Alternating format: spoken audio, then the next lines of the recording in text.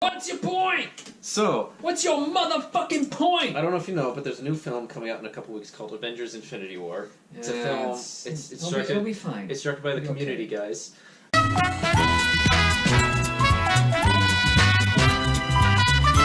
It's directed by the guys who did Dude, Where's My Car? Dude, where's my car?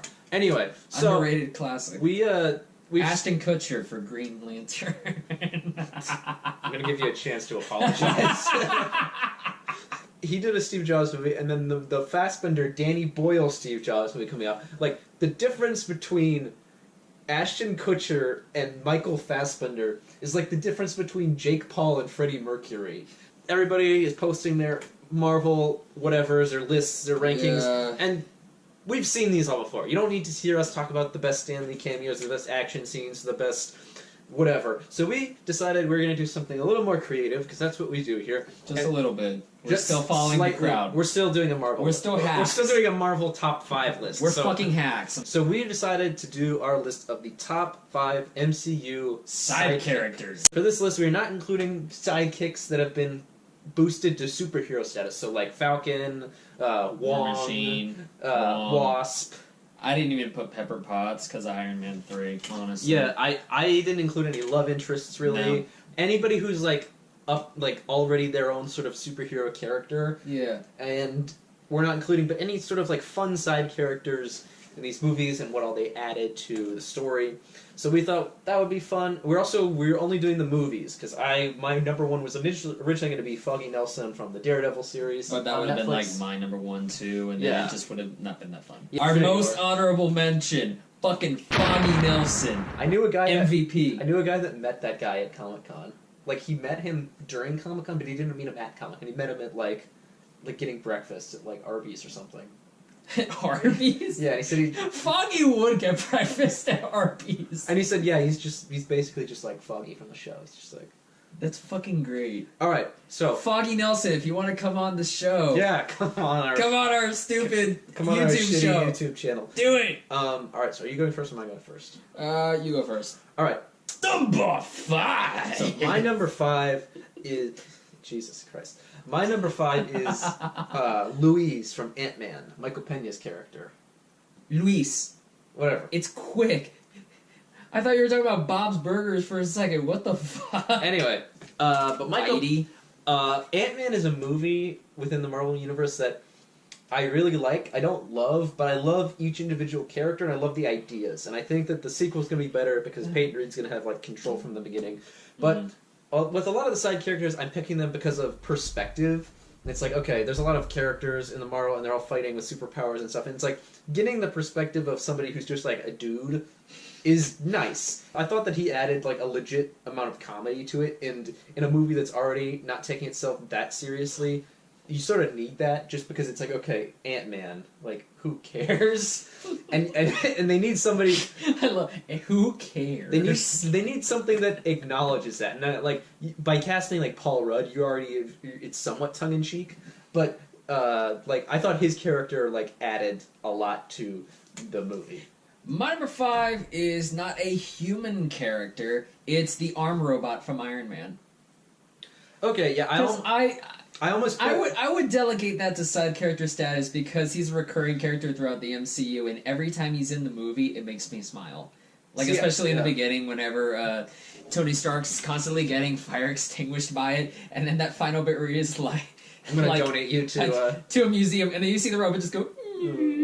Like, it's like a dog. Yeah. And it's so cute, and whenever Jon Favreau is there and he's giving it shit, like, I don't know, something about how innocent and yet funny that arm robot is, it makes me smile every single time. I was thinking about putting Jarvis on my list, but like, because of Vision, he's sort of... I was thinking about that too. Yeah, I'm like, he's his own character now. Yeah. But, yeah, no, that's a good call. Number 4! I was originally thinking about putting Yandu on my list, but by this end of the second movie... he's a Guardian. He's a Guardian, he's his own character, so I'm not going to put it on... So instead, another sort of side character from Guardians, I'm putting Kraglin, who is... Sean Gunn? Sean Gunn, James Gunn, the director's brother. Like, he was fun in the first Guardians movie. I like that you had somebody for Yandu to banter with, and you can see that he sort of has compassion for Peter. But in Guardians 2, like, he honestly surprised me, because I thought he was really the heart of a lot of that movie. Like that part during Yandu's funeral, he's just like he's excited because Yandu finally gets his just due. Like that's like a genuinely like that entire funeral sequence is beautiful, and that specific part of it really, I thought that was like one of the emotional highlights of it. And the whole part when he's like trying to use the Yandu's whatever thing. Yeah.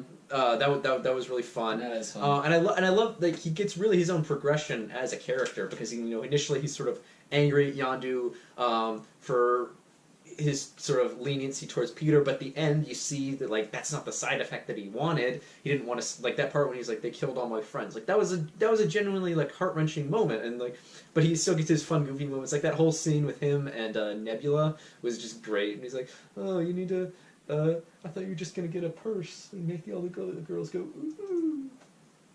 My number 4 is, I believe his name is Dr. Zola.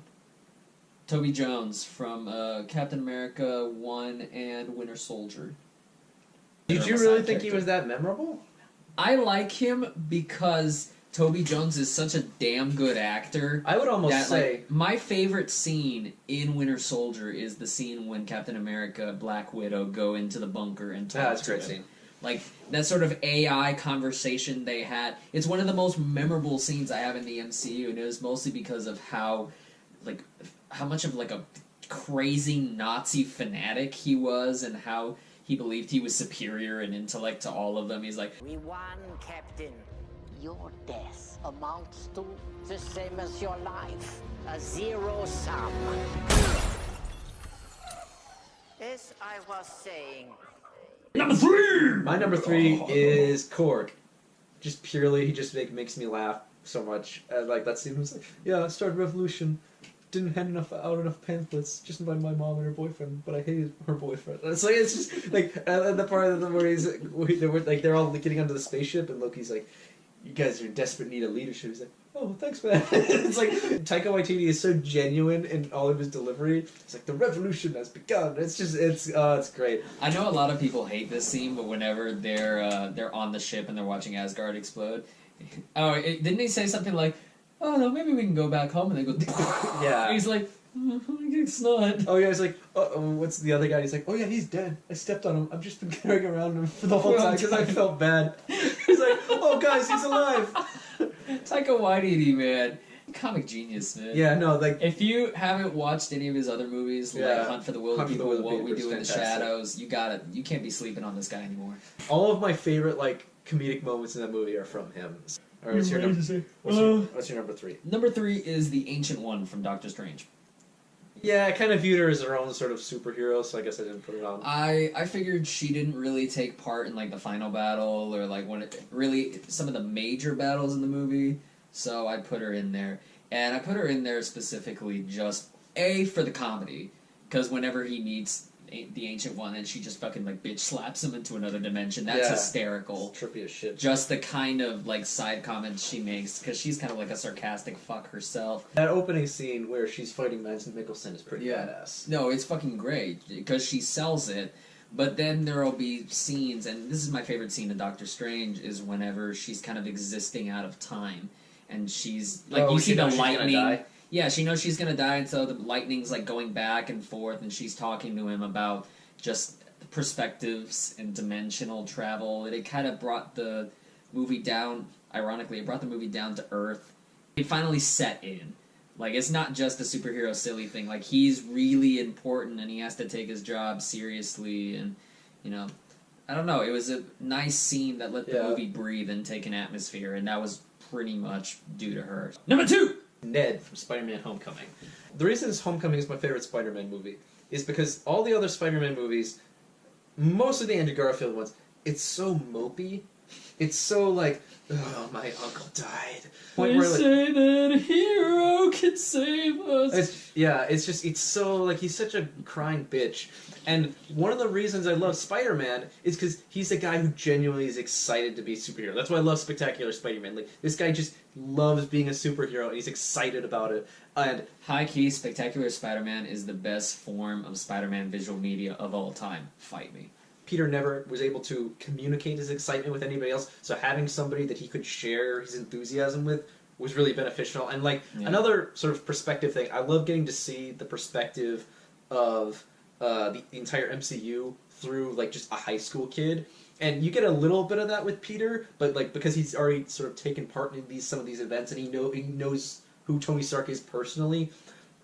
Getting to see somebody who's just like, oh shit, you got the whole Captain America shield, like that's fucking awesome. Like that's me. Like I was like, if you were Spider-Man, these are the questions that I would be asking. I know you would ask me the question. So like, are your webs poisonous? Can you summon an army of spiders? Have you ever met that guy? Like his just in the I love that he gets to take part in that, and so I really love all of his interactions with Peter. I know if I were Spider-Man, you would like immediately ask me to wear the mask. Badass.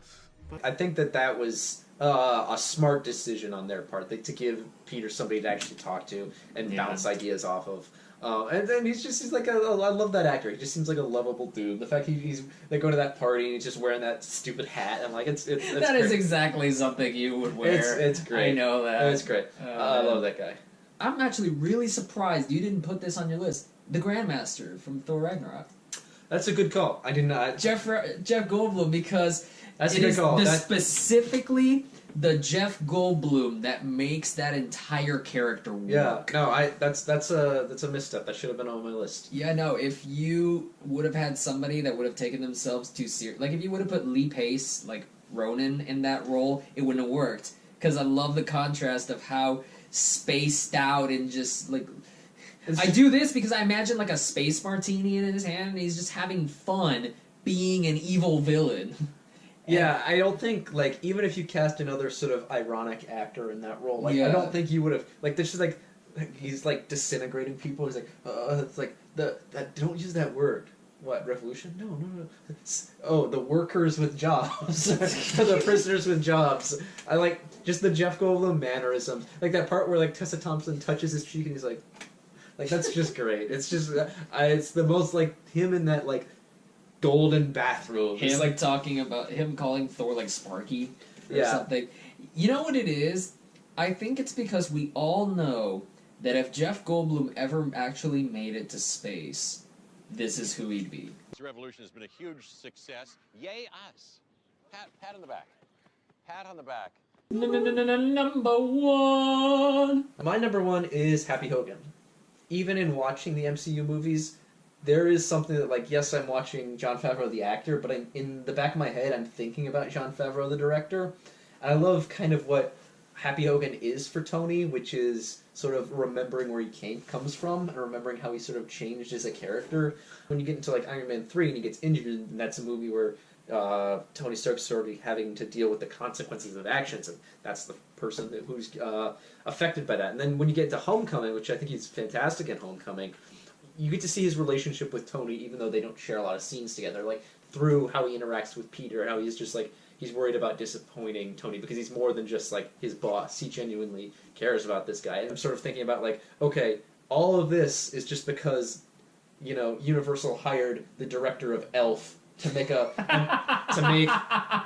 movie about, like, a C-list comic book character, and that's kind of what initiated all of this. And, like, none of this would be possible without Jon Favreau. Yo, Peter Dinklage was an elf, and now he's going to be in Avengers Infinity War. It's like a giant-ass full circle. Yes. Iron Man 3, when he's like that part where he's like looking at the guy, he just like keeps pointing at his like security badge. Like, that's great. That's great stuff. He's even all the parts where Happy's trying to puff himself up to be a badass. Yeah, that's funny. Because Happy is the greatest badass of all time. He's like, what would happen if the lead singer of Smash Mouth somehow landed at a bodyguard gig? And even in Iron Man 2, which is a terrible movie, the part where like with all the when he's getting boxed.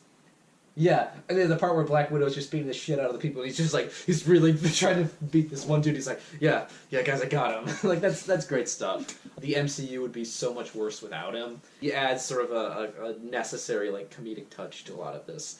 Happy Hogan is my number one. I'm going to go a little bit more sincere with this one, but for me, my number one, it's the German guy in the Avengers.